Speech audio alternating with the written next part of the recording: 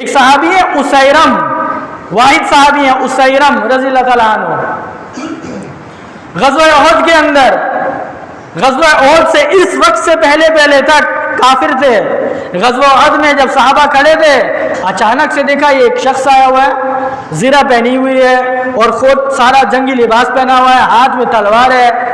پوچھا یہاں کیسے آ گئے؟ کہنے لگے بس اللہ تعالیٰ نے میرے دل میں نبی کی، اللہ کی محبت ڈال دی، میں اس لیے آیا ہوں۔ اللہ کے نبی کے پاس گئے، کلمہ پڑھا اور اسی وقت لڑائی کی، لڑائی کرتے کرتے شہید ہو گئے۔ اللہ کے نبی نے فرمایا عمل قلیلا واجر کثیر، عمل تھوڑا کیا لیکن اجر بہت زیادہ لے گیا۔